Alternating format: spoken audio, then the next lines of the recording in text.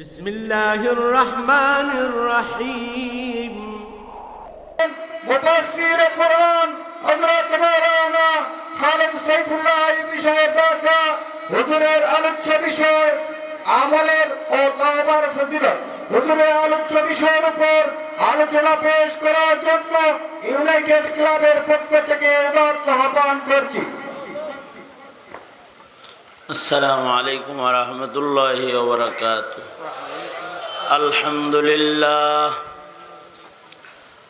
আলহামদুলিল্লাহি ওয়া কাফা ওয়া সালামুন আলা ইবাদিহিল্লাযীনা ইসতাফা। আম্মা বা'দু ফাআউযু বিল্লাহি মিনাশ শাইতানির রাজীম। بسم الله الرحمن الرحيم. وأما من خاف مقام ربه ونهى النفس عن الهوى فإن الجنة هي المأوى. وقال النبي صلى الله عليه وسلم: التائب من الذنب كمن لا ذنب له. وقال النبي صلى الله عليه وسلم: الكيس من دان نفسه وعمل لما بعد الموت.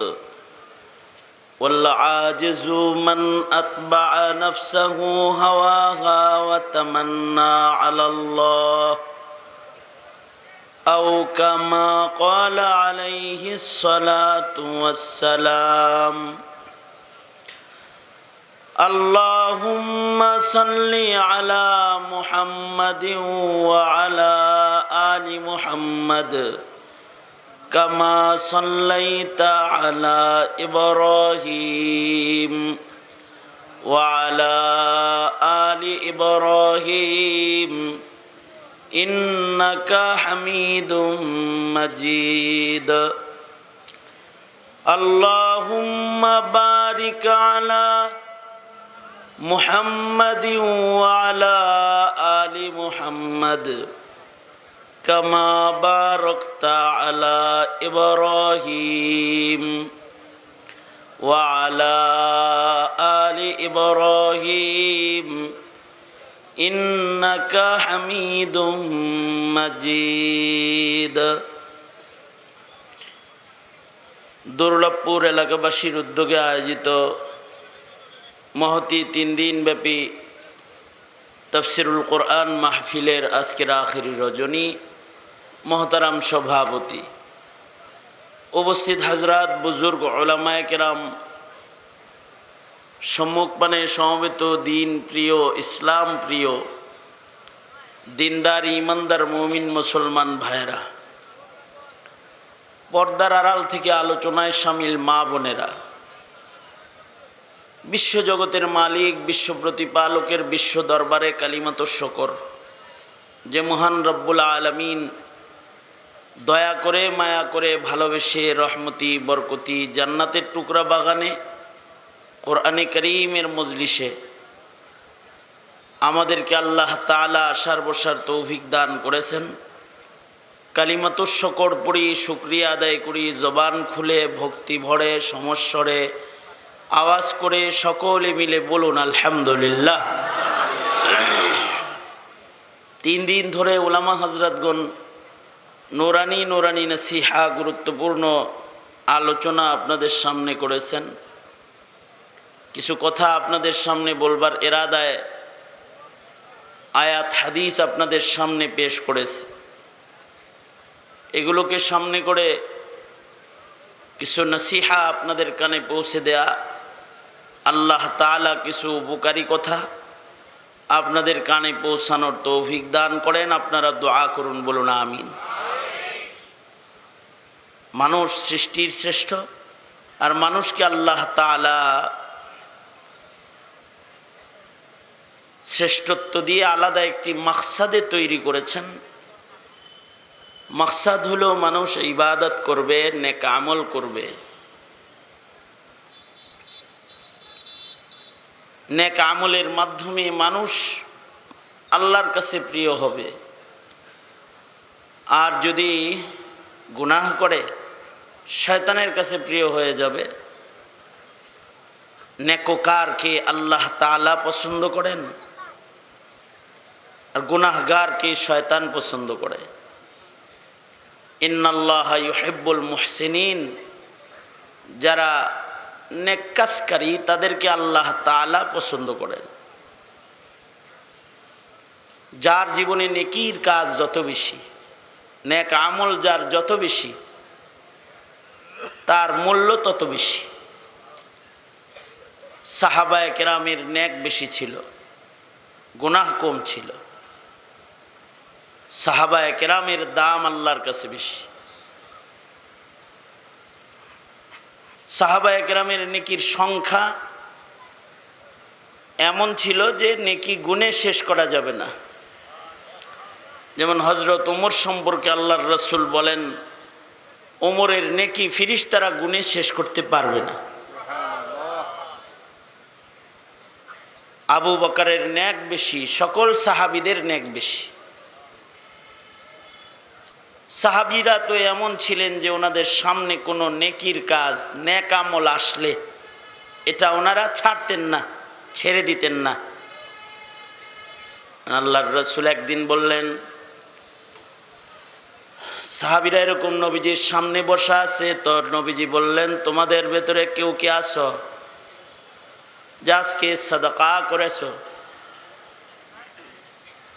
তো হযরত আবু বকর বললেন, আমি সাদাকা করেছি। কেউ কি আসো যে আজকে রোজা রাখছো? হযরত আবু বকর বললেন, রোজা রাখছি। তোমাদের ভেতরে কেউ কি আসো যে আজকে জানাজার নামাজ পড়েছো? মহল্লায় একজন মুমিন মারা গেছে, নবীজি জানতেন। আসো কি কেউ যে আজকে জানাজার নামাজ পড়েছো? হযরত আবু বকর হাত তুলে বললেন, আমি পড়ছি। নবীজি বললেন, আসো কি কেউ আজকে ইয়াদাতুল মারিজ করেছো, অসুস্থ রোগী দেখেছো? হযরত আবু বকর বললেন, আমি একজন অসুস্থ রোগীর ইয়াদত করেছি। অর্থাৎ নবীর মুখ দিয়া নবীজি যত নেক আমল উচ্চারণ করতেছেন, সাহাবী বলে, আবু বকর বলে, এ নেক কাজটা আমি করে ফেলেছি। আর আমাদের হালত হলো, আমাদেরকে যদি বলা হয় কে আসো যে 5 ওয়াক্ত নামাজ তাকবীরে উলার সাথে পড়েছো, তা আমরা ফেল করি। আমাদের জিন্দেগিতে নেকির কাজ খুব কমে গেছে, নেক আমলের আগ্রহই আমাদের কম। সাহাবায়ে কেরামের ব্যাপারে বিচার আসতো যে নেক কাজ বেশি করে। হযরত আমর ইবনুল আস রাদিয়াল্লাহু আনহু ছেলে বিয়ে করাইছেন, জোয়ান ছেলে আব্দুল্লাহ ইবনে আমর ইবনুল আস, ওনাকে বিয়ে করাইছেন। বিয়ের পরে কয়েকদিন গেছে গা, তো হযরত আমর ইবনুল আস রাদিয়াল্লাহু আনহু তিনি পুত্র বধূকে জিজ্ঞাসা করতেছেন, কাইফা ওয়াজাত্তা ইবনি, কাইফা ওয়াজাত্তি ইবনি, আমার ছেলেটাকে তুমি কেমন পাইলা? শ্বশুর পুত্রবধূকে জিজ্ঞেস করতেছে যে তুমি যে আমার ছেলের বউ হয়ে আইলা, আমার ছেলে তোমার সাথে কি আচরণ করে, কেমন পাইলা ছেলেকে?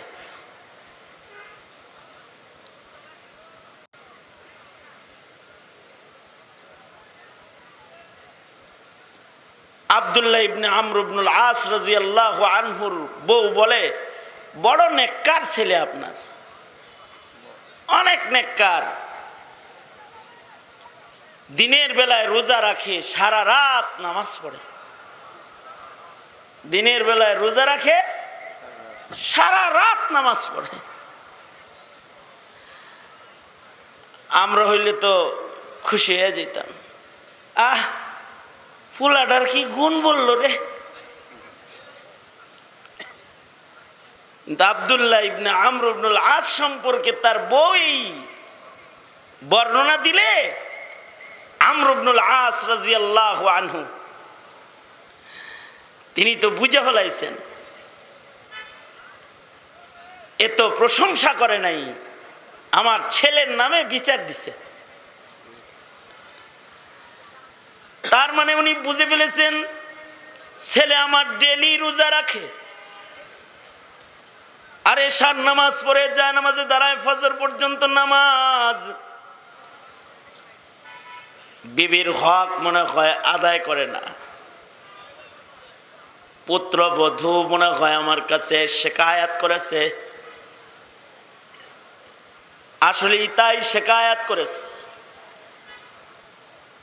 আব্দুল্লাহ ইবনে আমর ইবনুল আস রাদিয়াল্লাহু আনহু নবীজির কাছে গেছে, আল্লাহর রাসূল রে যায় বলতেছে, কিছু বলবেন না আপনার সাহাবীরে, এটা সারা বছর সারা দিন প্রতিদিন রোজা রাখে আর সারা রাত নামাজ পড়ে, বিবির হক নাই, দেহের হক নাই, বিয়ে করাইছি নতুন, জিজ্ঞাসা করলাম পুত্রবধূরে, এই আমার ছেলেটাকে কেমন পেলে? পুত্রবধূ বলে বড় নেককার, প্রতিদিন রোজা রাখে, সারা রাত নামাজ পড়ে। ও আল্লাহর নবী, ঘরের ভেতরে যদি এত ইবাদত চলে তো সংসার চলবনি, তাড়াতাড়ি সমাধান করে দিন। আল্লাহর রাসূল সাল্লাল্লাহু আলাইহি ওয়াসাল্লাম নিজের সাহাবী ছাত্রর ঘরের ভেতরে এরকম সমস্যা হওয়ার সম্ভাবনা আছে, এটা আন্দাজ করে সাইয়্যিদুল মুরসালিন রাহমাতুল লিল আলামিন নবীজি নিজে আব্দুল্লাহ ইবনে আমর ইবনুল আসের বাড়িতে চলে গেলেন। আমরা কি এরকম সংবাদ শুনলেই যাই, সমাধান করতে যাই? আমরা আরো ভাববো ভালোই তো ইবাদত করা, অসুবিধা কি, যাওয়া হবে না। কিন্তু আল্লাহর রাসূল মুহাম্মাদুর রাসূলুল্লাহ সাল্লাল্লাহু আলাইহি ওয়াসাল্লাম নিজের সাহাবী আব্দুল্লাহ ইবনে আমর ইবনুল আস ওনার ঘরে চলে গেলেন। আল্লাহর নবী কখনো কখনো মুসলিম ভাইয়ের সমস্যার সমাধান করা সারা রাত নফল নামাজের চাইতে বেশি দামি, অথবা জামাতে নামাজ পড়ার চাইতেও বেশি দামি, অথবা রোজা রাখার চাইতেও বেশি দামি। বুখারী শরীফে আছে আল্লাহর রাসূল সাল্লাল্লাহু আলাইহি ওয়াসাল্লাম কখনো কখনো নবীজি মসজিদ থেকে দূরে চলে যেতেন। নবীজির কাছে হঠাৎ করে খবর আসছে যে মসজিদে কুবায় দুই গ্রুপে ঝগড়া লাগছে। মসজিদের ভিতরে দুই গ্রুপে কি লাগছে? এই এই দরবেশ আমার দিকে তাকা। মসজিদের ভেতরে দুই গ্রুপে কি লাগছে? ঝগড়া লাগছে। আমি তো অন্ধ হুজুর না, চোখে দেখি না। আর আমি এমনি দূরে আসি কম। মৌলভীবাজারে আগে অনেক আসা হইতো, অলিতে গলিতে আসা হইতো, এখন তারও তো আসি না, আসি কম। আসছি আর কোনোদিন আই না, নাই মরে গেলে আসা শেষ, আসা অন্যদিকে চেয়ে রয়েছে। আল্লাহর রাসূল সাল্লাল্লাহু আলাইহি ওয়াসাল্লামের কাছে খবর আসছে যে মসজিদে কুবায় দুই গ্রুপে গ্যাঞ্জাম লাগছে। নবীজি খবরটা পাইছেন মাত্র, নবীজিকে কেউ বলে নাই যে আপনি যে সমাধান করে দেন। আমাদের চেয়ারম্যান সাহেব অথবা মেম্বার সাহেব রে ঝগড়া মিটাইতে নিতে পয়সা তেল পাত্তি না ডাললে নরান চরান যায় না, গদি এতটাই টাটার মতো লেগে থাকে। আপনাদের এলাকার কথা কিনি, আমাদের দেশের বদনাম করছি। কিন্তু আল্লাহর রাসূলকে কেউ বলেও নাই যে মসজিদে নববী, এই মসজিদে কুবায় কিন্তু দুই গ্রুপে ঝগড়া লাগছে, বলে নাই কেউ। যে বিচার করবেন বিচার করবেন, এমন বিচার নবীর কাছে কেউ দেয় নাই। কিন্তু হাবিবে কিবরিয়া মুহাম্মাদুর রাসূলুল্লাহ সাল্লাল্লাহু আলাইহি ওয়াসাল্লাম হযরত বিলালকে ডাকলেন, বুখারীতে আছে, আয় বিলাল, আমি একটু কোবায় যাইতেছি, আমার আইতে দেরি হইব, আজানের টাইম হলে আজান দিয়ে দিও। মসজিদে মুসল্লি যারা আছে একজনকে দিয়া ইমামতি করালে, কাউকে নামাজের ইমাম বানিয়ে নামাজ সময় মতো জামাতে তোমরা পড়ে ফেলো, আমি একটু যাচ্ছি। আল্লাহর রাসূল সাল্লাল্লাহু আলাইহি ওয়াসাল্লাম গেলেন। ততক্ষণ পর্যন্ত আল্লাহর নবী ততক্ষণ পর্যন্ত শান্ত হন নাই, যতক্ষণ পর্যন্ত দুই গ্রুপকে মিলায় না দিছেন। আল্লাহর নবী ঝগড়া মিটায় দিলেন, তারপরে নবীজি স্থির হইলেন। আর আমাদের কাম হলো ঝগড়া যদি দেখি তাহলে যে কোনো এক সাইড হই, মানে ঝগড়াটা লাগাইতেছে, আরো থামানোর মতো কেউ নাই। আগুন জ্বালাতে অনেকেই জানে, নিভানোর নেই কেউ। আগুন জ্বালাতে অনেকেই জানে, নিভানোর নেই কেউ। রাগায়া দিতে অনেকেই জানে, ঠান্ডা করার নাই কেউ। আগুন ধরা দেওয়ার লোক তো অনেক আছে। আল্লাহর রাসূল সাল্লাল্লাহু আলাইহি ওয়াসাল্লাম টুকিটাকি সমস্যার জন্য রাগান্বিত হয়ে যেতেন এবং সমাধান করার জন্য পেরেশান হয়ে যেতেন। আল্লাহর রাসূল সাল্লাল্লাহু আলাইহি ওয়াসাল্লাম আব্দুল্লাহ ইবনে আমর ইবনুল আসের ঘরে চলে গেলেন। যায়া যদি বলে, তোমার বাপে আমার কাছে তোমার নামে বিচার দিছে, তাহলে ঝামেলা কি মিটবো না আরো লাগবো? হ্যাঁ, আল্লাহর রাসূল সাল্লাল্লাহু আলাইহি ওয়াসাল্লাম বলতেছেন, কি খবর, ইবাদত করো তো ঠিক মতো? নামাজ রোজা ইবাদত বন্দুকি করনি? যখন নবীজি নিজের তার আমলের জায়েজা লইতেছে, ইবাদত কেমন করো নবীজি জিগাইতেছে, তখন বলে আমি ডেইলি রোজা রাখি। আল্লাহর রাসূল সাল্লাল্লাহু আলাইহি ওয়াসাল্লাম বললেন, রাত্রে নামাজ পড়ো তো? কয় সারা রাত নামাজ পড়ি, এক রাত্রেও খতম করার চেষ্টা করি। আল্লাহর রাসূল সাল্লাল্লাহু আলাইহি ওয়াসাল্লাম ওনাকে বললেন, না ডেলি রোজা রাখো না, মাসে 3 দিন রাখো। তারপরে ওই কথা কয় না, বোর হক আদায় করস না কে, এটা কয় না। না না, মাসে 3 দিন রোজা রাখো, আইয়ামে বীজে রোজা রাখো, সপ্তাহে 1 দিন 2 দিন রোজা রাখো। সাহাবী বলে, না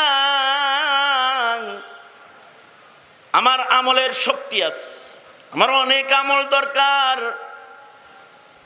সুতরাং আমি ডেলি রাখবো। আল্লাহর রাসূল শেষ বেলায় বললেন, ঠিক আছে, তাহলে সওমে দাউদি রাখো। তুমি যেহেতু শক্তিশালী, রোজা তোমারে কাবু করতে পারে না, তাহলে সওমে দাউদি রাখো। অর্থাৎ 1 দিন রোজা রাখবা, 1 দিন খাইবা, তাহলে জিন্দগির অর্ধেক রোজা হবে, অর্ধেক ইফতার হবে। না না, আমি ডেলি রাখবো। কোন বর্ণনায় আছে উনি 6 মাস রোজা, 6 মাস ইফতার, এটা মানছেন। আবার কেউ বলে না, উনি কয় না, নবীজি আমারে ডেলি অনুমতি দিয়ে দেন তো, আমি ডেলি রাখবো। জজবা দেখা আল্লাহর রাসূল অনুমতি দিয়ে দিছে, 6 মাস রোজা রাখছে বছরে। কেউ বলে সারা বছর রোজা রাখছে। এবার আল্লাহর রাসূল বলে, কিরকম কোরআন পড়ো নামাজে? এক রাত্রি খতম শেষ করার চেষ্টা করি। আল্লাহর রাসূল বললেন, এরকমটি কইর না 40 দিনে 1 খতম কোরআন শরীফ পড়বা রাত্রে। না আমার শক্তি আছে। আল্লাহর রাসূল বলেন তাহলে মাসে 1 খতম পড়ো। না না না এরকম করবেন না, আমার অনেক ইবাদত দরকার। তাদেরকে হইল নবী ইবাদত কমাইবার যায় আর আমাকে নামাজ পড়াইবার লেগে চিল্লা বাহিনী পাঠাইতে হয়। আসেন আসেন ভাই মসজিদে আসেন, জমাতে একটু নামাজটা পড়া যান। গাছতের আমল করতে হয়, তারপরেও ডাক্কা আনন্দ যায় না।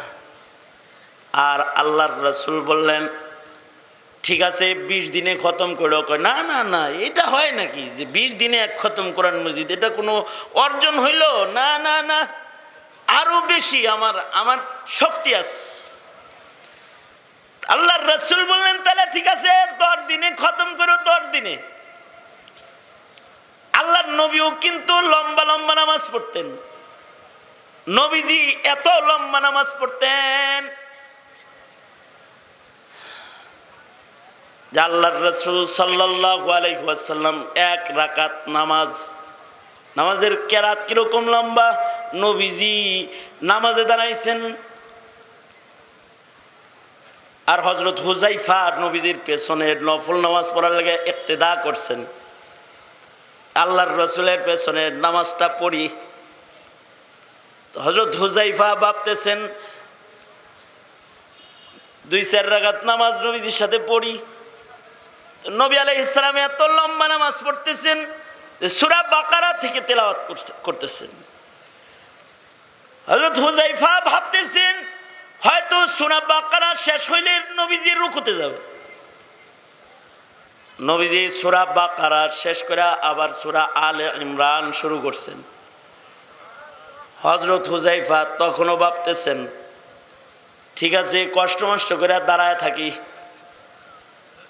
হয়তো সূরা আলে ইমরান শেষ হইলে নবী রুকুতে যাইবেন। আশ্চর্য, সরওয়ারে দু আলাম সূরা আলে ইমরান শেষ করে আল্লাহর নবী সূরা নিসা শুরু করছেন। সূরা নিসা যখন পড়তেছেন হযরত হুযায়ফা বলতেছে কয় আমার তখন হাত পা ব্যথা করতেছে, মনটা চাইতেছে নামাজ ছাইরা দিই। যেভাবে লম্বা কেরাত চলছে উনি নিজে বলেন যে আমার শাস্তে কুলাইতেছে না, আমার মনে মনে ভাবতেছি আমি যে নামাজ ছেড়ে দিই, কিন্তু নবীজির সাথে নামাজে দাঁড়াইছি। আল্লাহর রাসূলের সাথে 2 রাকাত নামাজের কত দাম। নবী যে নামাজের ইমাম আর আমি হইলাম ওই নামাজের মুক্তাদি। লোভে পয়রা দাঁড়ায় রইছি। আল্লাহর রাসূল সাল্লাল্লাহু আলাইহি ওয়াসাল্লাম সূরা নিসা শেষ করছেন, অর্থাৎ 6ষ্ঠ পারার ভিতরে ঢুকে গেছেন নবীজি। অর্থাৎ আল্লাহর নবী 5 পারারও বেশি 1 রাকাতে তেলাওয়াত করছে। দ্বিতীয় রাকাতে আল্লাহর রাসূল 2.5 পারা তেলাওয়াত করছে, এরকম আছে যে আল্লাহর রাসূল সাল্লাল্লাহু আলাইহি ওয়াসাল্লাম গ্রহণের নামাজ পড়তেছেন। গ্রহণের নামাজ 1 রাকাতে 5 পারা, দ্বিতীয় রাকাতে 2.5 পারা, 7.5 পারা। রুকু সেজদাগুলো এত লম্বা লম্বা, যেমন আমাদের আমল কি অস্থির আমল, অস্থির অস্থির। আমাদের হলো স্থির হলো গুনার কাজ, স্থির বাজে কাজ, স্থির টিভি দেখতেছে স্থির পজিশন, সিনেমা দেখতেছে স্থির পজিশন, ফেসবুক চালাইতেছে এহতেমামের সাথে, কমেন্ট পড়তেছে এহতেমামের সাথে। দুনিয়ার যত উল্টা পাল্টা আছে পত্রিকা পড়ার সময় এহতেমামের সাথে পড়তেছে, কিন্তু কোরআন পড়ার সময় যত তাড়াহুড়া করতেছে। বই পড়ার সময় খুব গুরুত্বের সাথে পড়তেছে, আর কোরআন পড়ার সময় নাই, ধৈর্য নাই। আর আল্লাহর রাসূল সাল্লাল্লাহু আলাইহি ওয়াসাল্লাম ধৈর্যের সাথে নামাজ পড়তেন, বিনয়ের সাথে দাঁড়ায় থাকতেন। উমু লিল্লাহ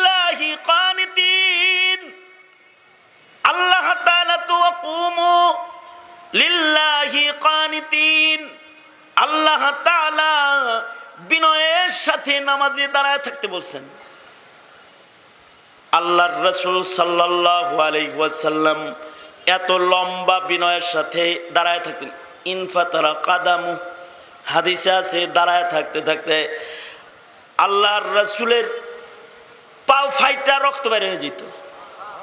দাঁড়ায় থাকতে থাকতে পা ফেটে যেত, ফুলে যেত। আল্লাহ তাআলা ডেকে বলতেন, বন্ধু এত দাঁড়ায় রইছেন কেন, একটু আরাম করেন। নবীজি নিজেও কিন্তু লম্বা পড়েন। আবার বুখারী শরীফের ভেতরে আছে নবীজি কখনো কখনো নামাজ খাটো করতেন, জামাতের নামাজ লম্বা করতেন না, খাটো করতেন। একা নামাজ পড়লে পারা পারা তেলাওয়াত করতেন। আর জামাতের নামাজ পড়তেছেন, বুখারী শরীফে আছে পেছন থেকে বাচ্চাদের কান্নার আওয়াজ নবী শুনছেন তো কেরাত ছোট করে দিছেন।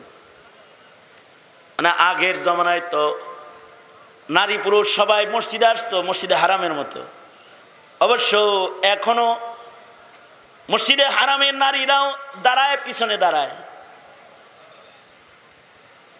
আগের জমানায় মসজিদে পিছনের কাতার দিয়া মহিলারা দাঁড়াইতো প্রথম আমলে। আল্লাহর রাসূল সাল্লাল্লাহু আলাইহি ওয়াসাল্লাম মহিলারা যেহেতু বাচ্চা লইয়া নামাজে আসতো, বাচ্চা কার কাছে রেখে আইব? বেডিও জামাতে আইছে, বাচ্চা লইয়া আইছে মসজিদে। তো বাচ্চা মসজিদের ভিতরে, মা নামাজ পড়ে, বাচ্চা কান্দে। তো আল্লাহর রাসূলের কানে বাচ্চার কান্নার আওয়াজ গেলে রিওয়ায়াতে আছে যে নবীজি কেরাত ছোট করে দিত। কখনো কখনো ছোট কেরাত পড়তে ইমাম সাহেবকে নবীজি ধমক দিয়েছেন, এই ছোট করে পড়স না কেন? আল্লাহর রাসূল সাল্লাল্লাহু আলাইহি ওয়াসাল্লামের কাছে বিচার দিয়েছে এক সাহাবী এসে। আল্লাহর রাসূল সাল্লাল্লাহু আলাইহি ওয়াসাল্লাম কি মুআজ ইবনে জাবাল এসে বলতেছে, ওগো আল্লাহর নবী অমুকে আমার পিছনে নামাজ পড়ে না। বিচার, অমুকে আমার পিছনে নামাজ পড়ে নাই। অথবা হযরত মুআজ আরেক riwayate আছে যা বলতেছে, আয় তুই আমার পিছন থেকে নামাজ না পড়ে আইলি কে, তুই মুনাফিক। যে গলায় ছুরি ধরছে, গর্দান কেটে আলাম, জামাতে নামাজ পড়স না, আসস না, আমার পিছনে নামাজ পড়স না কেন? আল্লাহর রাসূল সাল্লাল্লাহু আলাইহি ওয়াসাল্লাম উভয়রে ডাকাইছেন, মারতে গেছো কেন? হেনে কয় জামাতে নামাজ পড়ে না, আমার পিছনে নামাজ পড়ে না, ও কি আমার বিশ্বাস করে না। অনেক মুনাফিক আছে আমাদের পিছনে নামাজ পড়ে না, ও নামাজ পড়ে না। আল্লাহর রাসূল সাল্লাল্লাহু আলাইহি ওয়াসাল্লাম জিজ্ঞাসা করছেন, এই তুমি মুআজের পিছনে নামাজ পড়ো না কেন? হের কেরাত হলে এই লম্বা, এ লম্বা করে কেরাত পড়ে, লম্বা করে। মনে করেন কেরাত যদি বেশি লম্বা হয়, যারা রিক্সা চালায়, রিক্সা চালাইতে চালাইতে ঠ্যাংটা এমনি ব্যথা। অথবা যারা কুলিগিরি করে, বড় বড় বুঝা টানে, ও নামাজে আসছে, জামাতে আসছে, ইমাম সাহেবের কেরাত যদি লম্বা হয় তাহলে তার পায়ে ব্যথা। সে রিক্সা চালাইতে চালাইতে তার গোড়ালি ব্যথা, কষ্ট হইব না? সাহাবে কয়, আল্লাহর নবী আমি সারাদিন মাঠে কাম করি, হের পিছনে এসে নামাজ দাঁড়ায়, হেল বড় বড় সূরা ধরে, আমার কষ্ট হয় না বুঝি? আমি হের পিছনে নামাজ পড়ুম না, এর লেগে আমি একা একা পড়ি। আল্লাহর রাসূল সাল্লাল্লাহু আলাইহি ওয়াসাল্লাম সাহাবীকে ধমকি দিয়ে বলে, এই তুমি আমার উম্মতের ভিতরে তো ভাগ করে ফেলবে ইবাদতের মজা, আমার উম্মতের ভিতর থেকে তুমি নষ্ট করবে। এই তুমি লম্বা নামাজ পড়ো কেন? কখনো কখনো আল্লাহর রাসূল সাহাবীর লম্বা কেরাত থামাইবার লেগা আল্লাহর রাসূল সাল্লাল্লাহু আলাইহি সাল্লাম ঝগড়া করছেন, নবীজি শাসন করছেন, ধমকি দিয়েছেন। নবীজি ছাত্রকে বিধান বর্ণনা করেছেন, এই কেরাত ছোট করে পড়বা, কারণ তোমার পিছনে জোয়াফা আছে, মরিজ আছে, বাচ্চারা আছে, মহিলারা আছে। যারা দুর্বল তাদের আয়াত করে করে নামাজে রুকু সেজদা দিবা, কেরাত পড়বা। অনেক সময় দেখবেন এরকম হয়, এত লম্বা নামাজ পড়তেছে, হের জন্য আর একজন অপেক্ষা করতেছে। হে জানে একসাথে যদি কখনো চলতে হয়, যেমন মনে করেন বাস ছাড়ছে মৌলভীবাজার থেকে ঢাকা যাইব, ড্রাইভার সাহেব খাতির করে মসজিদের সামনে ব্রেক করছে ফজরের নামাজে, অথবা কোনো নামাজের ওয়াক্তে ব্রেক করেছে, আর হে মিয়া খুশু খুজুর সাথে তখন নামাজ পড়তেছে। এরম লম্বা লম্বা সূরা আর লম্বা লম্বা কেরাত আর রুকু সেজদা এরম দিতেছে, একেবারে চিল্লায় গেলে যেরকম দেয় এরম দিতেছে, অথচ এর জন্য গাড়ির ভিতরে কত লোক অপেক্ষা করতেছে। এই সময়ে লম্বা সেজদা এর জন্য অন্য মুসলমানকে কষ্ট দেওয়ার নামান্তর। হ্যাঁ, তুমি নামাজের জন্য বিরতি হয়েছে, জামাতে আসো, অন্যদের আয়াত করো, নামাজ ছোট করো। আল্লাহর রাসূল সাল্লাল্লাহু আলাইহি ওয়াসাল্লাম লম্বা নামাজ পড়তে এরকম বারণও করতেন। আবার আল্লাহর রাসূল নিজে কিন্তু সারা রাত সেজদায় পড়ে থাকতেন। এক সেজদায় আল্লাহর রাসূল সাল্লাল্লাহু আলাইহি ওয়াসাল্লামের রাত কেটে যেত, চোখের পানি পড়তো, বিছানা ভিজা যাইত, আল্লাহর নবীর বিছানা ভিজা যাইত। হযরত আয়েশা বলেন, আমি মনে মনে ভাবতাম যে মশকের পানি বিছনায় পড়ছে, কিন্তু পরে দেখি আল্লাহর রাসূল সেজদারত কাঁদতেছেন। সাহাবীরাও এরকম লম্বা সেজদায় পড়ে থাকতো, কিন্তু আল্লাহর রাসূল সাল্লাল্লাহু আলাইহি ওয়াসাল্লাম আমর ইবনুল আসকে শাসন করে বলতেছেন, না 10 দিনে খতম দেওয়া যাবে না, সর্বোচ্চ তুমি এক রাতে 10 পারা পড়তে পারবা, এর চেয়ে বেশি কখনোই তুমি পড়বা না। 3 দিনে নফল নামাজে খতম করতে পারো। নবীজি সীমানা দিলেন শেষ পর্যন্ত। হযরত আমর ইবনুল আস রাদিয়াল্লাহু আনহু মৃত্যুর আগ দিয়ে যখন দুর্বল হয়ে গেছেন, ডাক্তার ওনাকে বলল, এত ইবাদত এখন করতে হবে না, এখন তো বৃদ্ধ হয়েছেন, যৌবনের ইবাদতের সব তো বুড়া বয়সে না কইরাও পাইবেন। আমর ইবনুল আস বলে, জীবন থাকতে ইবাদতে ভাটা আসতে দিব না। আল্লাহু আকবার বলেন। ইবাদতে ভাটা আসতে দিব না। আমাদের ইবাদতে তো জুয়ারি আইবার চায় না, আর ওনারা হলো ইবাদতের ভেতরে ভাটাই আসতে দিবে না, এতটা মজবুত। আল্লাহর রাসূল এক পর্যায়ে খেপে গিয়ে বললেন, একটু রাগ স্বরে বললেন, ওয়ালি আইনিকা আলাইকা হাক্কুন ওয়ালি জাসাদিকা আলাইকা হাক্কুন ওয়ালি যাওজিকা আলাইকা হাক্কুন। এই তোমার বউয়ের কি হক নাই তোমার উপরে? এই তোমার চোখের হক নাই তোমার উপরে? এই তোমার দেহের হক নাই তোমার উপরে? হক আছে। এত ইবাদত করে নিজেকে কষ্ট দিবা না, দেহের হক আদায় করো, ঘুমাও, চোখের হক আদায় করো, বিবিকে সময় দাও, বিবির হক আদায় করো। হযরত আমর ইবনুল আস রাদিয়াল্লাহু আনহু পরবর্তীতে বলতেন, আমি পরে বুঝছি নবীজি কেন আমাকে ওয়ালি যাওজিকা আলাইকা হক এটা কেন বললেন আল্লাহর রাসূল। ওই যে আমার বউয়ে কইছে জামাই খুব ভালো, সারা বছর রোজা রাখে, সারা রাত নামাজ পড়ে। ইসলাম এরকম ইবাদত করতে বলে না। তবে সাহাবায়ে কেরাম ইবাদতের জন্য সর্বস্ব ত্যাগ করতে ওনারা সদা প্রস্তুত ছিলেন। কেন? মানুষকে তো বানানোই হয়েছে ইবাদত করার জন্য।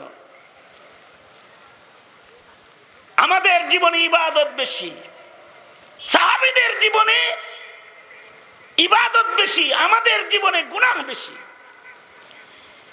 এক সাহাবী আল্লাহর রাসূল সাল্লাল্লাহু আলাইহি ওয়াসাল্লামকে ওযু করায় দিছে, মুসলিম শরীফে আছে। সাহাবী নবীজিকে ওযু করায় দিছে। নবীজিকে কেউ যদি ওযু করায় দিত, নবী সবচেয়ে খুশি হইতেন। আমাগর খুশি তো বিড়ি খাওয়াইলেও খুশি হয়ে যায়। মানে হের কাছে বিড়ি নাই, অর্ধেক খায়া পাঁচাটা হেরে টানতে দিছে, টানটুন দিয়ে কয় মারহাবা, কোয়াইস, খুশি হয়ে গেছে বিড়ি খায়া, থ্যাংক ইউ।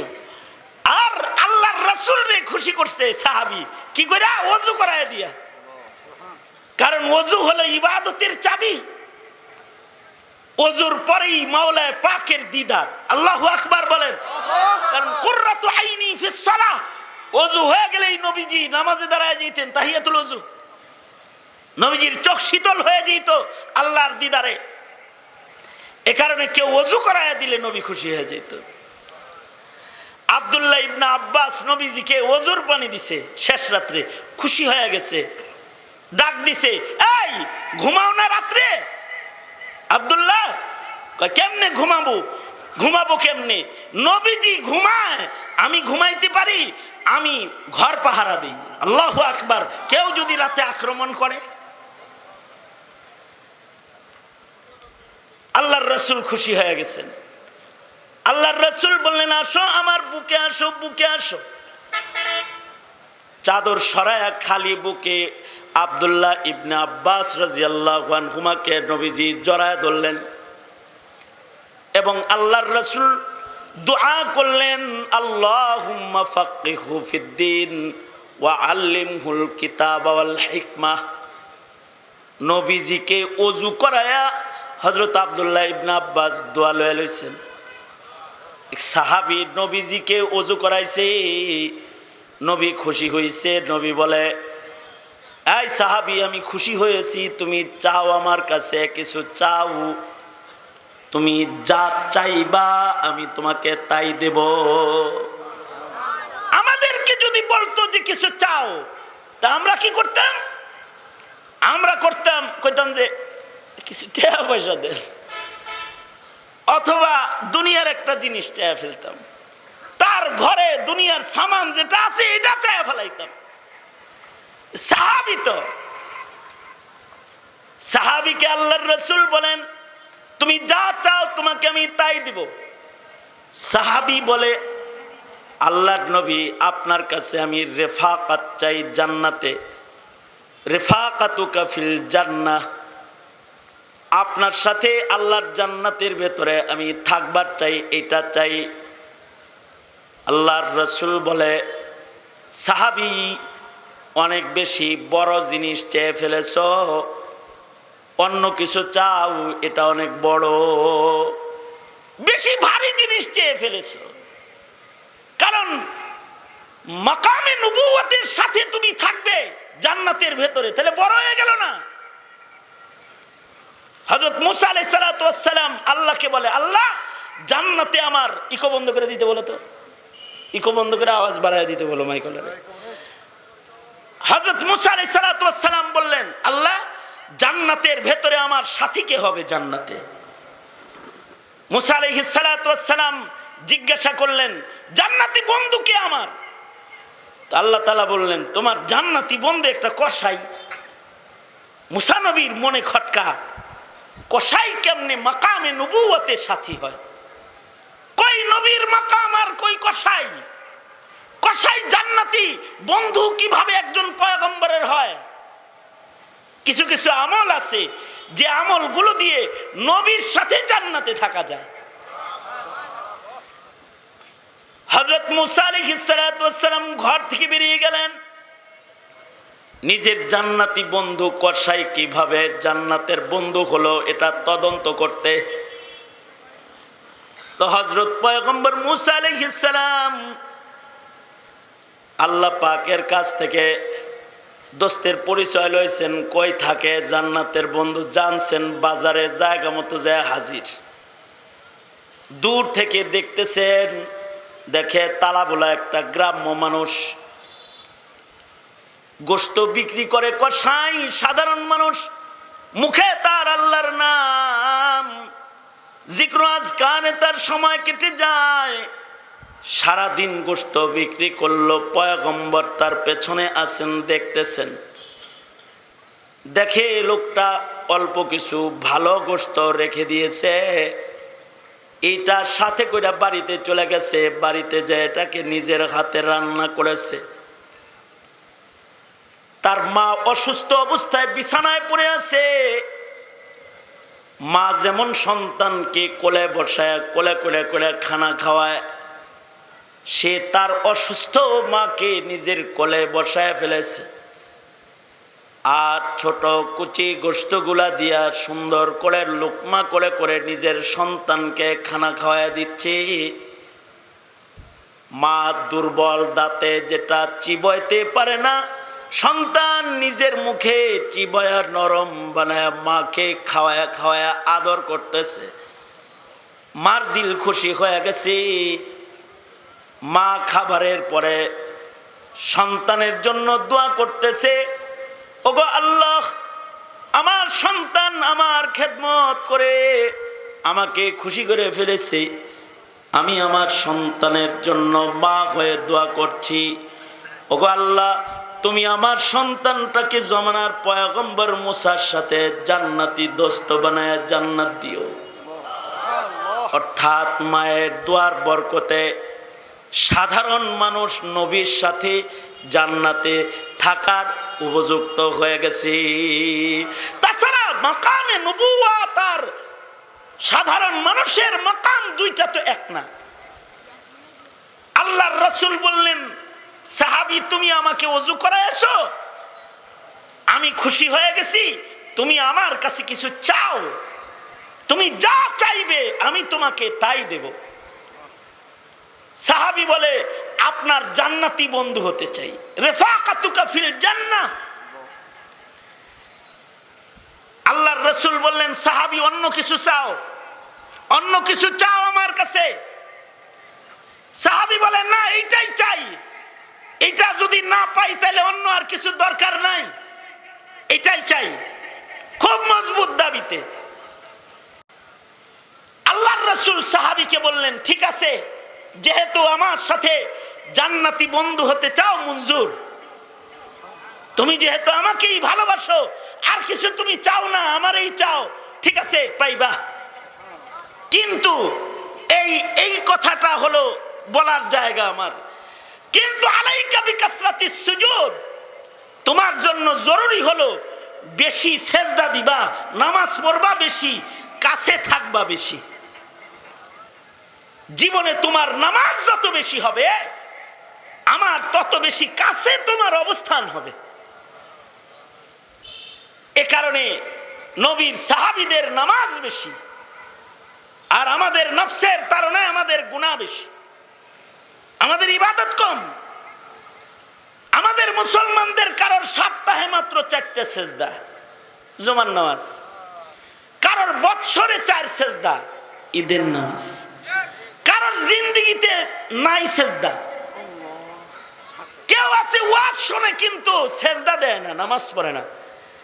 কেউ আছে খালি কম নামাজ পড়ার ফতোয়া খুঁজুন না গ্রুপ, কবি এটা দুর্বল হাদিস, এটা আমল করন যাইব না, এটা উমরের আমল, এটা নবীর আমল না।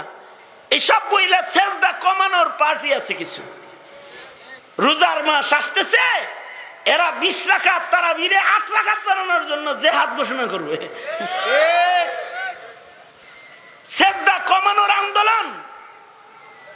আর অন্যান্য নওয়াফিল তো বাদই গেছে, তবে অন্যান্য নামাজ না পড়লেও মুমিনদের অন্য ইবাদতে ভেজাল লাগানোর জন্য দেখবেন যখন ইমাম সাহেব খুতবা দেয় তখনও খুতবা বরাবর যায় দুখুলুল মসজিদে দাঁড়ায় যায় 2 রাকাত পড়ার লেগে। এমনি নফল পড়ে না, কিন্তু ওয়াজিব খুতবা চলতেছে ওই সময় দুখুলুল মসজিদ পড়তেছে।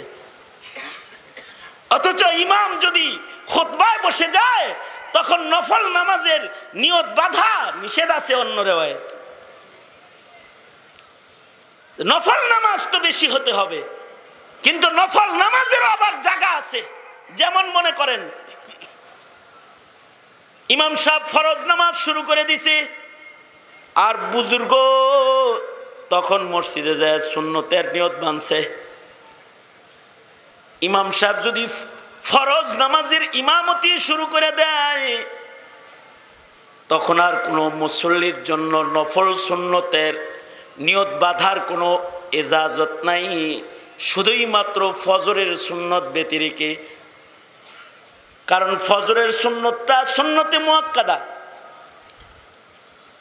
কেউ কেউ বলে এটা ওয়াজিব, কোন ইমাম বলে ওয়াজিব পড়তেই হবে। না পড়লে পরে কবিরা গুনাহ হবে অবশ্যই। সঙ্গত কারণে ফজরের সুন্নত যদি পড়তে হয়, তাহলে যদি ইমাম সাহেব নামাজে দাঁড়ায়ও যায়, যদি মসজিদে যাওয়ার পরে যদি এই ইয়াকিন হয় যে আমি দ্বিতীয় রাকাতের রুকুটা পাবো, অর্থাৎ দ্বিতীয় রাকাতের কমাস কম রুকু আমি পাবো, এতটুকুন যদি কনফার্ম হয় তাহলে সুন্নত পড়তে হবে। যদি এই নিশ্চয়তাও হারায় যায় যে আমি সুন্নত পড়তে গেলে আমার দুনো রাকাত ছুটে যাবে, তাহলে জামাতের আহমিয়াত সুন্নতের চাইতে অনেক বেশি। কারণ সুন্নত আর জামাত হলো ওয়াজিব। সঙ্গত কারণে যদি সুন্নত ছুটে যাওয়ার ইমকান হয়, তাহলে সুন্নত বাদ দিয়েই ফরজ নামাজে শামিল হয়ে যেতে হয়। কিন্তু প্রত্যেকটা সুন্নত, প্রত্যেকটা নফলের গুরুত্ব থাকা চাই। শুধু 2 রাকাত জুমার নামাজ সপ্তাহে পড়া জান্নাতে কাছাকাছি থাকা যায় না। যত প্রকারের আমল আছে, নামাজ আছে, সব পড়া চাই, আওয়াবিন পড়া চাই, চাষ পড়া চাই, নফল বন্দেগী করা চাই। দুখুলুল মসজিদ, তাহিয়াতুল ওযু, সালাতুত তাওবা, সালাতুল হাজাত, যত প্রকারের নামাজ শরীয়ত ইসলামে আছে, সব নামাজ পড়ার মাধ্যমে সেজদা জিন্দেগিতে বাড়ানো চাই। যাদের জীবনে সেজদা যত বেশি হবে, তারা জান্নাতে আল্লাহর রাসূলের কাছাকাছি অবস্থান পাবে। এটা আমরা বুঝি না, কিন্তু সাহাবীরা এটা বুঝতেন। এ কারণে তারা হুম রুকআন সুজদান ইয়াবতাগুনা ফাদলান